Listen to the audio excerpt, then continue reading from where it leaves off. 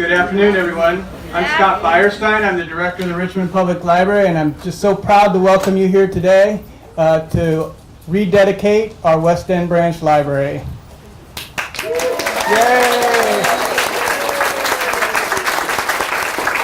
We've had a break in the rain, so it looks like everything is lining up just like the solar eclipse. And when we were trying to get this thing open, Lisa and I were like, gosh, wouldn't it be great to have it happen on the solar eclipse? But we're pretty close, so we've got the rain to cooperate, so that's great.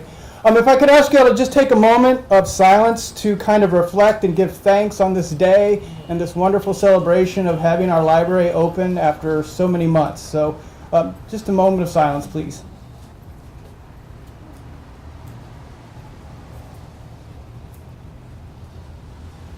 Thank you so much. Again, a great day.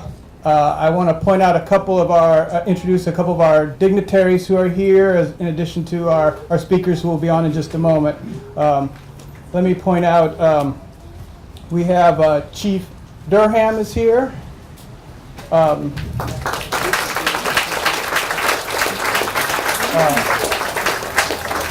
Shonda Giles is here. She's our Director of Social Services.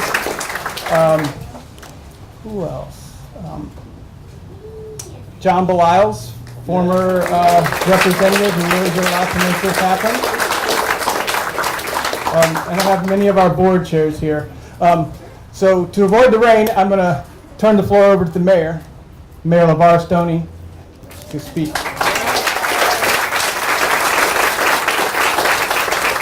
Everybody, let's give another round of applause to Scott as well for all the hard work.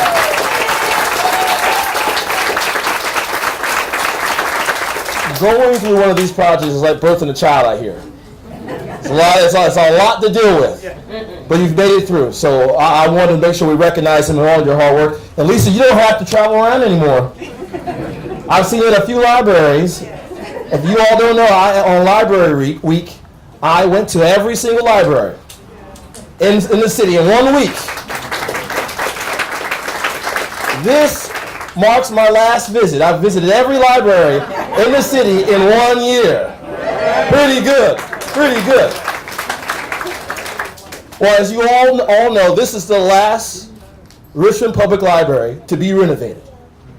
And I think that is a demonstration to not only to our city, but to all those around, that we care about our children and we care about their enrichment as well, for everyone. In an age where you can pick up your cell phone or your tablet and have access to the world at your fingertips, we also recognize that everyone doesn't have that same access. And that's why buildings and facilities like this still matter. These are the cornerstones to building community. And now, the West End Branch will be wide open in a few minutes. We will open our doors for a number of people to come from all over the city.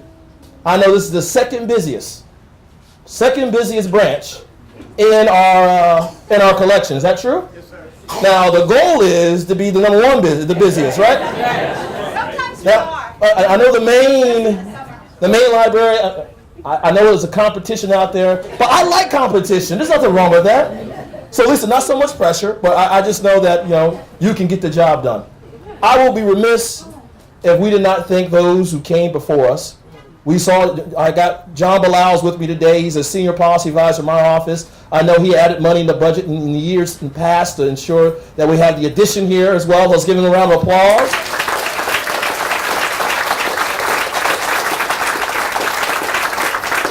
And I must recognize one of my predecessors, even though he is not here. Mayor Water had the foresight with the City of the Future dollars in investing in facilities just like this.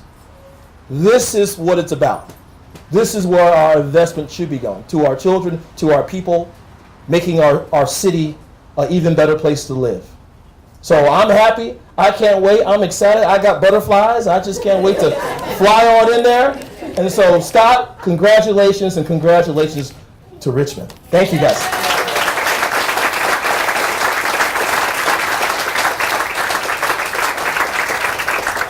Thank you, Mr. Mayor. I have the privilege of introducing Andreas Addison, your counselor of this district.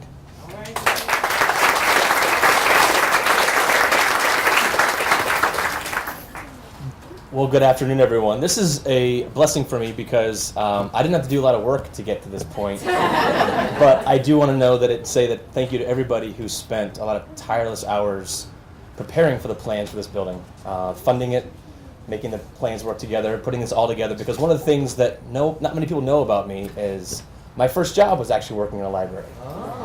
I grew up in Shenandoah County. And the Shenandoah County Library was in Edinburgh. And so I know from my experience working there over the summer and while I was in school, just how important a library is to the community.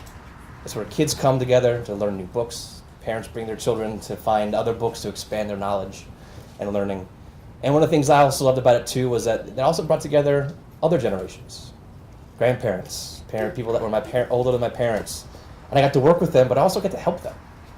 The thing about libraries is it's filled with knowledge. Libraries back in the old times used to be the biggest asset you could have because knowledge was in words and not many people could read. Well, now we all have the ability to read.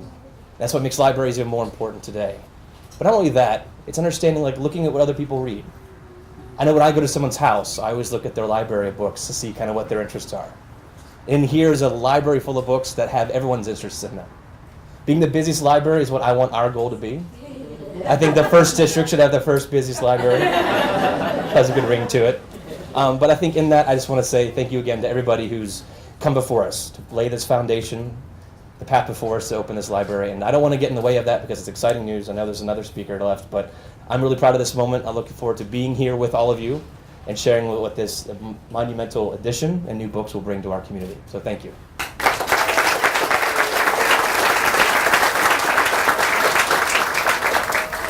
Thank you, Councilor Addison. Next, I want to introduce Gail Zwerner. She is the chair of our Library Board of Trustees, and we have a few of those board members here today. Let me recognize Bill Yates. He's one of our board members.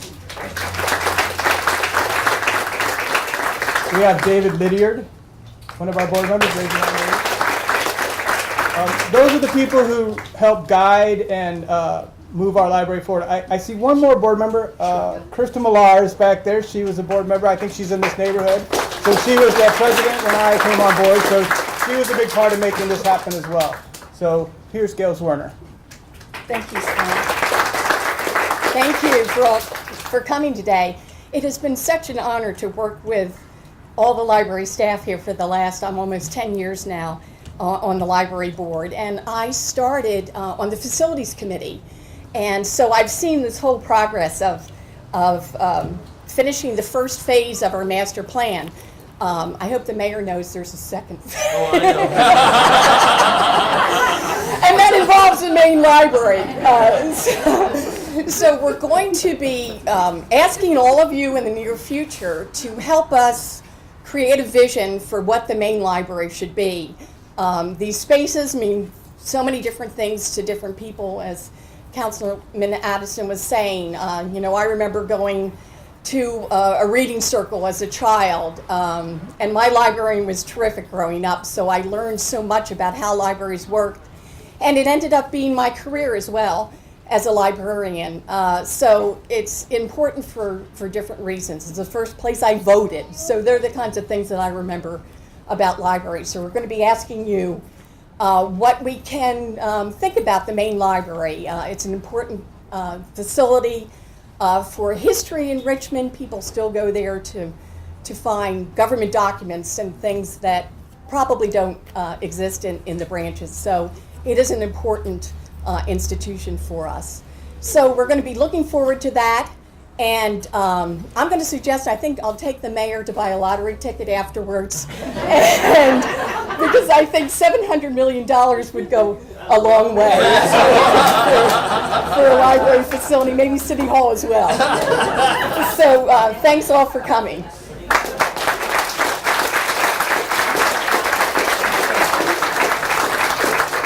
Thanks, Gail. Gail is one of our volunteers and one of our board members. I also want to recognize a lot of our city employees and city folks who've been a part of this project that have been so critical to it. Let me recognize Don Summers. He's the Director of Capital Improvement Projects.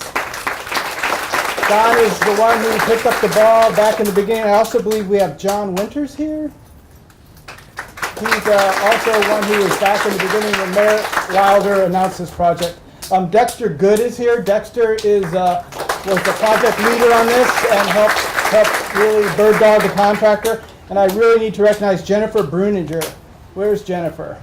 Jennifer was the project manager who was on site every day making sure that she showed me her phone earlier and it had 1,000 or 2,000 pictures on it from all the different things that happened to make sure that everything stayed on track. She was in here on Monday tapping wheels on new library carts, so you don't often find a project manager who will go that far. So I really want to recognize their things. And Paul Shoup, he was the architect in charge of the project. And Alice Riemenschneider is here. Where's Alice? Alice is over there. So she was the interior designer for all of the library projects. When you walk around this building and you see the color schemes and the furniture placement, she was a part of that. She was so dedicated to this project, she retired a year ago, and she's still come back to make sure that this got finished right. So this project has been blessed in many regards, and to make this the best library it can be for your community. And we also have library staff who really worked so hard the last few weeks. If you all could raise your hands who are here today to be recognized for all your hard work.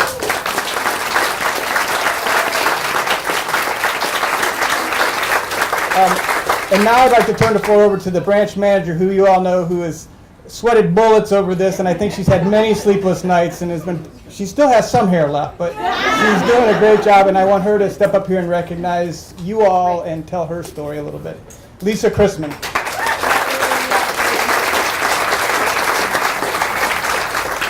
First, I just want to say welcome to everyone. It's so nice to see you here. I see a lot of familiar faces and new faces, and I know the community has been waiting quite a long time for this reopening. We were closed for 14 whole months, and so that's 2 whole summer reading cycles that we didn't get to do. But we have been working hard to bring this to you. This whole project started back in 2009 with phase 2. We're actually in phase 2 of the master plan. And one of the things I just wanted to share with you is some documentation that I had. It said, it established that the Richmond Public Library System is unique in the quantity of its service locations provided for the size of the population served. Each branch retained its library to reinforce the sense of neighborhood. Increased size here by 1,100 square feet, and we've really appreciated the support of the community and your readiness to be here and to return. I mean, I would see people at the store or on the street and, okay, when are you going to open? And we appreciate that. And as Scott said, this project could not be completed by one person or even a few. There have been so many people that have.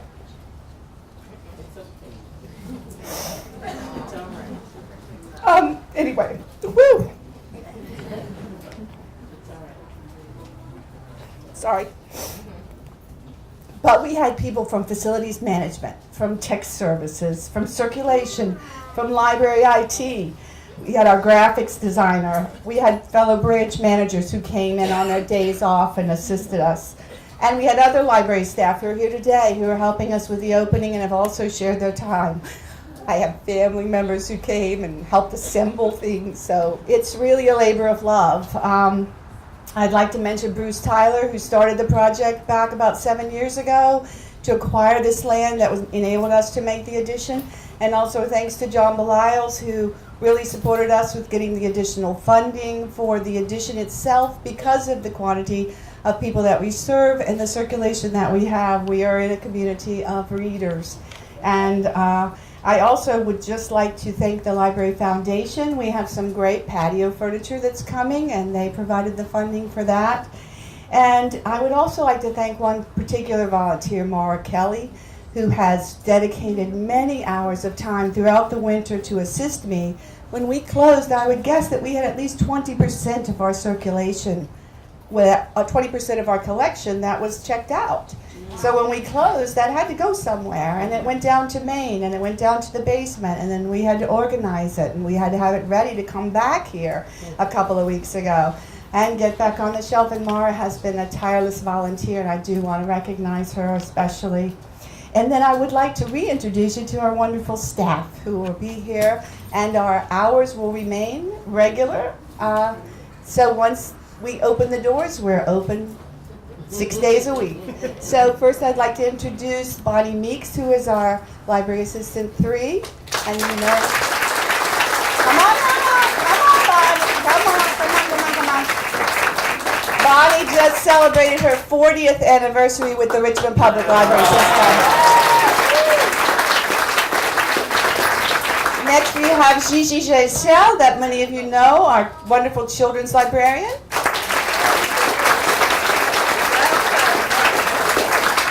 We have Brenda Langhorn. Come on, Brenda.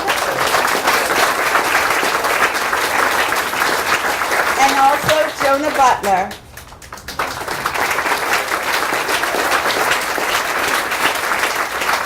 I especially want to thank them because this last week we have worked extra hard and to get ready. I'm so excited for you to go in, so I won't take any more time. I just want to say welcome. Thanks, Lisa. I think you can tell Lisa's passionate about her library and our librarians.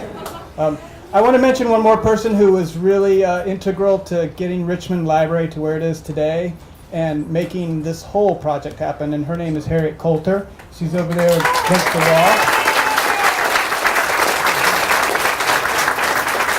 Harriet is my predecessor. She's the library director before me, and believe me, I had big shoes to fill because she did a great job. And this is a great day for her to see this finally achieved.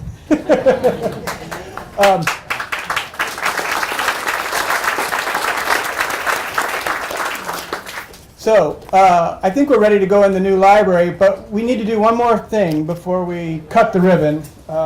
This spring, the mayor helped us kick off National Library Week, and one of the things our library needed was a new mascot. We'd had a mascot for a few years. It was Rhedosaurus, and it was a dinosaur. It wasn't, it needed some freshening up. So we weren't quite sure how to kind of do that, so we thought we'd have an election. And so during National Library Week, we had an election to select a new mascot. I made an endorsement. He endorsed the turtle, which is, it was a... Turtle did not win. Yeah, but it was a good candidate. Turtle was a strong I was a second. good candidate, but, Yeah. So we went with kind of the traditional. We wanted to find a mascot that would be emblematic of Richmond, that would represent the community, the river, our fair city. So it was otter, turtle, and owl. So Otter was the winner. So he was determined, and this summer we had a children's illustrator, Kevin O'Malley, develop an image for us of what our otter is going to look like. And during the summer reading program, we had an election to determine a name for the otter. And of the three names, Eddie, Ripple, and Reedy were on the ballot. And it was a close contest, and so at this moment we're going to display the new image and the name. Mr. Mayor? Ready?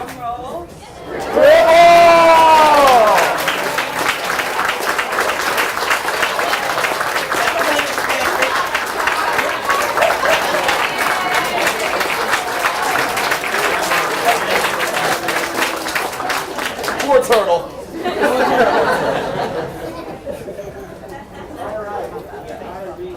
Oh, and at this time we're also having an otter mascot outfit designed and built, and on September 1st, our mascot will throw out the first pitch at the Richmond Squirrels game. Yeah.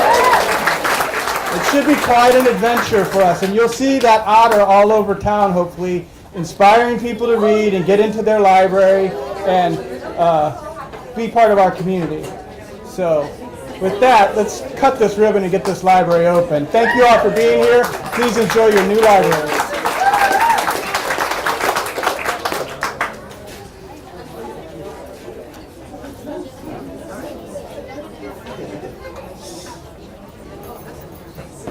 I know. We own many pair. Many of them.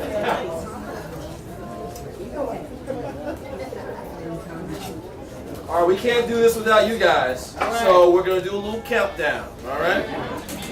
5,